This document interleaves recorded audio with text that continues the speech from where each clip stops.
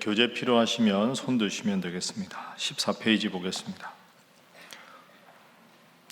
5장부터 7장까지는 예수님께서 산 위에서 선포하신 보배로운 교훈이라는 의미의 산상보훈이 기록되어 있습니다.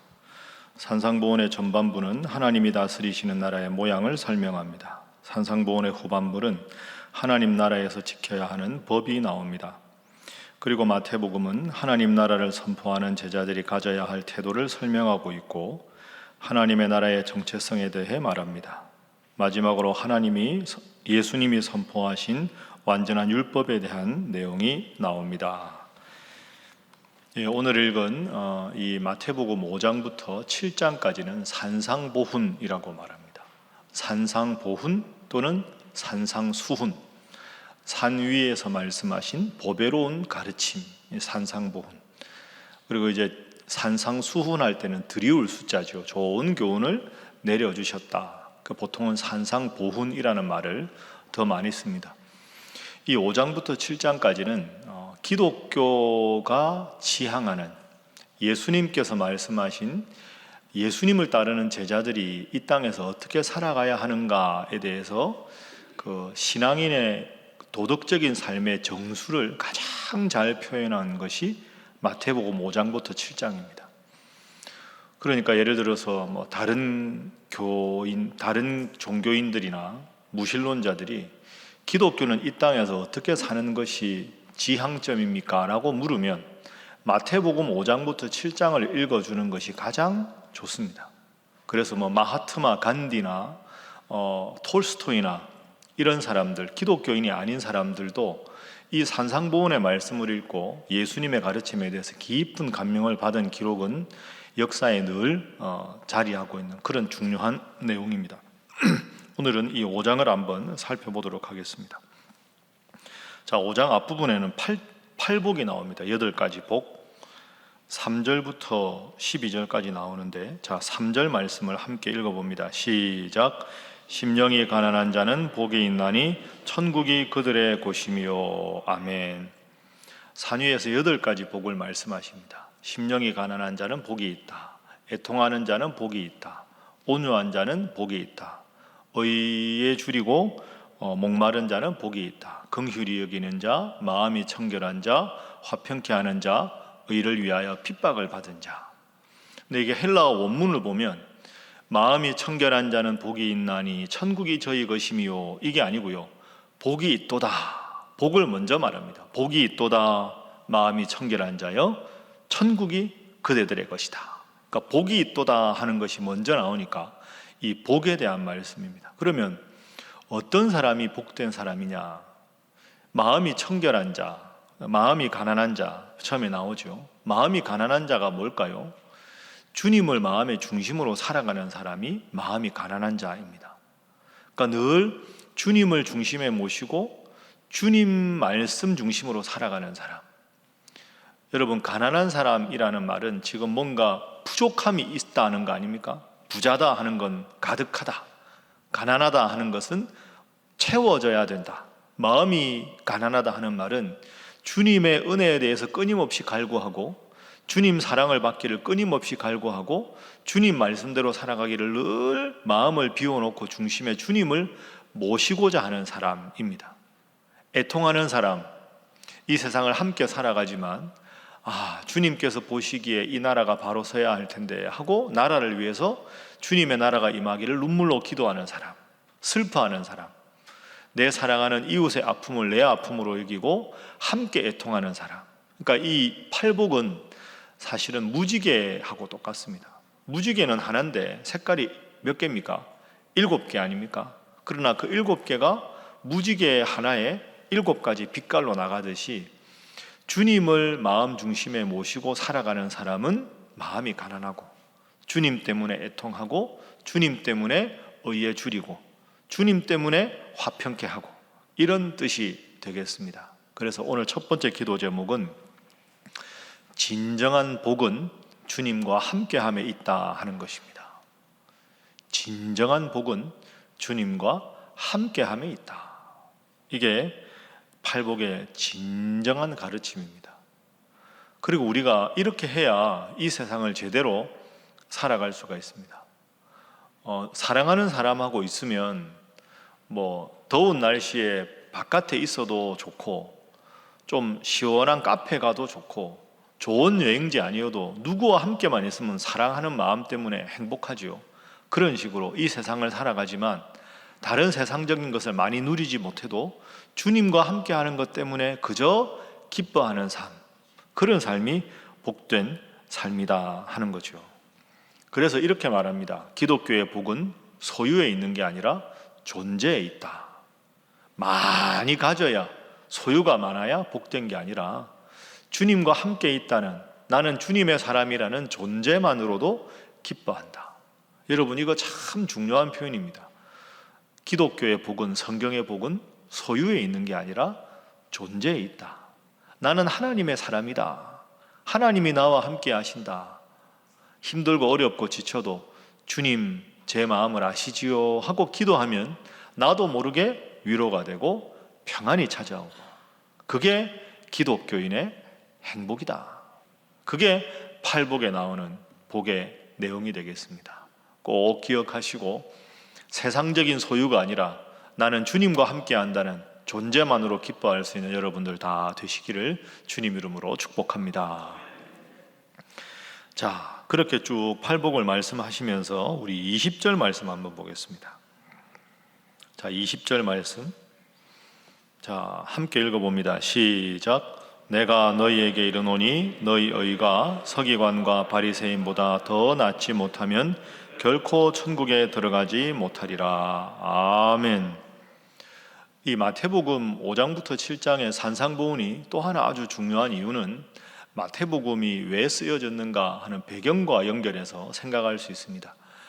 제가 이제 지난주 수요일 날 신약에 대해서 설명할 때 말씀드렸는데 잠깐만 복습을 해보겠습니다. 마태복음은 AD 90년에 얌니아라는 곳에서 유대교 바리새인들, 종교 지도자들이 다 모여가지고 하나님의 말씀은 구약 39권이다. 딱 정한 게 얌니아 회라고 말씀드렸습니다. 그러니까 예수님은 하나님의 아들로 와서 그분의 말씀은 성경이 아니라는 거죠. 구약만 성경이다 하는 말은 예수님은 구약에서 예언된 구원자가 아니라는 겁니다. 그 예수는 그냥 선지자 중에 하나일 수 있지만 이 사람은 믿어서 구원 얻는 그런 사람이 아니다. 이렇게 딱 결정을 하니까 유대인들 중에서 기독교인이 된 사람들도 흔들리고, 유대인들 중에서 예수님 믿으려고 하던 사람도 흔들리고, 전도도 잘 안 됩니다. 그래서 마태복음을 마태가 이미 마가복음이 있고 여러 자료들을 모아서 마태복음을 성령의 감동으로 쓴 것이다. 이렇게 설명을 드렸죠.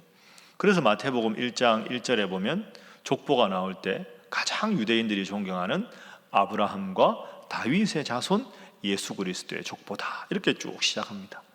그리고 이제 우리가 쭉 보면 이는 선지자 누구에게로 말씀하신 바 일러스되 해서 구약의 예언이 예수님께 성취되었다. 이게 쭉 나옵니다. 그럼 이 마태복음을 읽을 때 사람들은 그렇구나. 예수님은 정말로 구원자가 맞구나. 얌니아 회의가 틀렸구나. 예수님께서 구약에 예언된 구원자라는 것이 우리가 읽어보다 보니까 예수님의 생애로 다 연결되는구나. 이렇게 머릿속으로 이해하겠죠. 요게 한쪽. 또 하나는 마태의 관심은 이런 게 있는 겁니다. 이론적으로 예수님이 구원자라는 걸 정확하게 아는 것도 중요하지만 정말로 주님 믿는, 예수님 믿는 무리들이 많아지려면 유대인들이 거룩하게 살아가는 것보다 더 예수 믿는 사람들이 거룩하게 살아야, 그래야 예수 믿는 사람들이 더 낫다. 이래야 유대인들도 예수님을 믿게 되고 나아가서 이방인들도 예수님을 믿게 될 게 아닌가. 그래서 산상보훈이 마태복음에만 있는 겁니다. 이게 얼마나 도덕적인 가르침입니까? 이 가르침을 실천할 수 있는 사람은 별로 없죠. 우리 기독교는 이걸 붙잡고 있다. 유대교 너희들이 자꾸 우리 공격하는데 우리가 살아가는 모습을 봐라. 오른밤을 대면 왼밤을 대고, 오리를 가자 하면 십리를 가고, 이웃을 사랑하고, 이런 이야기가 나오는 거죠. 그 주제가 20절입니다. 20절. 내가 너희에게 이르노니 너희 의가 서기관과 바리새인, 유대교 지도자들을 말하죠. 이 사람들보다 의로운 삶이 더 나아야 천국 갈 수 있다. 도덕적으로 우리가 더 세상에서 멋지게 살아가자. 예수님 제자답게. 그래야 삶으로 전도가 될 거 아니냐. 자, 5장 마지막 절 봅니다. 5장 48절. 자, 5장 48절 함께 읽습니다. 시작. 그러므로 하늘에 계신 너희 아버지의 온전하심과 같이 너희도 온전하라. 아멘. 온전하다 하는 말은 원문으로는 완전하다 이런 겁니다. 영어로 perfect하다. 여러분, 우리가 퍼펙트하다 이런 말 하죠. 완전하게 살아가라. 예수님이 내 안에, 내가 예수님 안에 있는 그런 모습으로 삶으로 보여야 예수님 믿는 사람들이 많아질 것이다 하는 거죠. 그래서 두 번째 기도 제목은 무리가 아니라 제자가 되게 하소서 하는 것입니다. 무리가 아니라 제자가 되게 하소서. 무리는 예수님이 기적 행하면 왔다가 기적 안 행하면 가고, 그게 아니라 온전히 예수님의 가르침을 머릿속으로 이해하고 몸으로 실천하는 제자, 그런 제자가 되어야 된다 하는 겁니다. 중간에 제가 읽지는 않았는데요, 여러분 5장 21절부터 보십시오.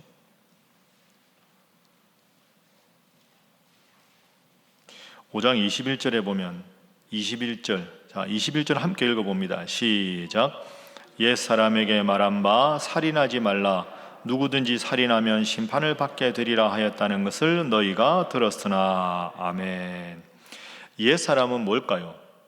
구약에 기록된 바 이 말입니다. 구약에는 살인하지 말라는 게 십계명에 있으나 22절 나는 너희에게 이르노니, 살인이 아니라 형제에게 노하는 자마다 심판을 받고, 형제를 대하여 라가라는 말은 이게 영어로 empty인데요, 이게 좀 설교 시간에 쓸 표현은 아닌데 우리가 흔히 저 골빈 녀석 할 때 그 골빈 녀석, 그러니까 좀 생각하고 살아라, 이게 빈정거리는 말이거든요. 이렇게 말하는 사람은 공에 잡혀가고 미련한 놈이라는 자는 지옥불에 들어가게 되리라. 어이구 정말로요? 그럼 난 지옥 가겠네요, 이런 뜻이 아니고요. 살인만 안 하면 마음속에 미워해도 아무 문제가 없다고 유대교 지도자들은 말하지만 그게 아니다. 겉으로만 아니라 마음으로 미워하고 저주하는 말까지 하지 말아라, 이런 뜻입니다. 계속 반복되죠. 27절 간음하지 말라 하는 것이 구약에 있으나 나는 너희에게 이르노니 겉으로 간음하지 않아도 음욕을 품고 보면 이미 간음한 것이다. 그 다음에 33절 예를 들어서 옛사람에게 구약에는 맹세하지 말라는 말이 있으나 34절 나는 너희에게 이르노니. 38절 눈은 눈으로 이는 이로 갚으라 한다는 것을 너희가 구약에서 들었으나 나는 너희에게 이르노니. 이렇게 나옵니다. 그러니까 여러분 정리를 하면 구약은 겉으로만 죄 안 지으면 된다 이렇게 말하지만 예수님은 겉으로 죄 안 짓는 것뿐 아니라 마음으로도 죄를 짓지 말아라. 너희 의가 서기관과 바리새인보다 나아야 한다. 하나님의 완전하심처럼 완전하라. 살인, 간음, 이혼, 맹세, 복수, 원수 사랑, 이 6가지를 예를 들면서 더 적극적으로 주님 믿는 사람답게 살아가라, 이런 교훈을 오늘 우리에게 주십니다. 여러분, 이게 무리와 제자의 차이입니다. 제자는 주님을 따르는 사람들이죠. 그러니까 우리가 오늘 살아야 되고 지향해야 할 모습이 이런 모습입니다. 하나만 더 확인해 볼까요? 자, 어제 마지막 절 봅니다. 4장 25절. 4장 25절. 자, 함께 읽어봅니다. 시작. 갈릴리와 데가볼리와 예루살렘과 유대와 요단강 건너편에서 수많은 무리가 따르니라. 아멘. 수많은 무리의 기억을 하시고 5장 1절 읽습니다. 시작. 예수께서 무리를 보시고 산에 올라가 앉으시니 제자들이 나온지라. 아멘. 제자들이 나오죠. 여러분 차이가 느껴지십니까? 예수님께서 기적을 행하고 병자를 고치니까 수많은 무리가 예수님 주위에 옵니다. 근데 예수님의 관심은 무리에 있는 게 아닙니다. 이 무리들은 배부르면 오고 기적을 행하면 소문 듣고 오는데 기적을 행하지 않고 먹을 거 주자면 다 돌아간다는 거죠. 그 5장 1절은 누구에게 말씀하신 겁니까? 제자들에게 하신 겁니다. 수많은 무리들이 예수님께 왔지만 그들에게는 이런 가르침이 부담스럽다고 생각한 거죠. 이들은 이런 거 하면 안 합니다. 근데 그 많은 무리들 중에서 제자들을 따로 불러서 산 위에서 내가 정말로 너희들에게 하고 싶은 말은 기적을 행하거나 먹을 거 주는 게 아니라 이렇게 살아가는 것이다. 그래서 산상보훈은 무리가 아니라 제자들에게 주신 말씀입니다. 그럼 오늘 우리가 2022년 6월에 오늘 이 말씀을 읽을 때 예수님은 우리에게 어떤 말씀을 하기를 원하실까요? 너희는 무리냐 제자냐? 너희는 무리가 되지 말아라. 제자가 되어라. 오른뺨을 대면 왼뺨을 대고 오리를 가자면 십리를 가자 하고 겉옷을 벗어주라면 속까지 벗어주는 게 무리들은 못하는 일이다. 그러나 나는 너희가 무리가 되기를 원하는 게 아니라 정말로 세상의 빛으로 소금으로 나의 제자가 되기를 원한다. 그 예수님의 마음이 이 산상보훈에 들어있는 겁니다. 여러분, 이 새벽에도 잘 오셨습니다. 예수 믿는다는 사람이 이 세상에 얼마나 많습니까? 네 사람 중에 한 사람은 예수 믿는 사람이다 이러기도 하는데, 예수님의 정말 진지한 관심은 얼마나 많은 사람이 예수의 이름을 들어보았느냐가 아니라 얼마나 많은 제자들이 내 가르침대로 아멘하고 따르느냐에 관심이 있으신 겁니다. 무리가 아니라 제자로 늘 이렇게 주님 앞에 나와서 말씀 듣고 기도하는 일에 힘쓰셔서 주님께서 잘하였다 착하고 충성된 종아 칭찬하는 우리 신일의 모든 주님의 제자들 될 수 있기를 주님 이름으로 축복합니다. 함께 기도하겠습니다. 하나님 감사합니다. 진정한 복은 소유가 아니라 존재에 있음을 다시 한번 기억합니다.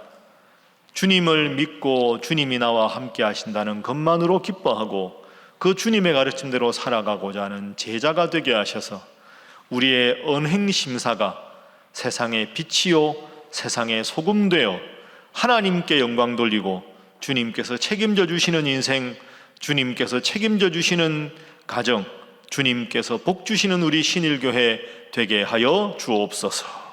다 함께 주님 앞에 기도하겠습니다. 주여 믿습니다. 주여 믿습니다. 주여 믿습니다.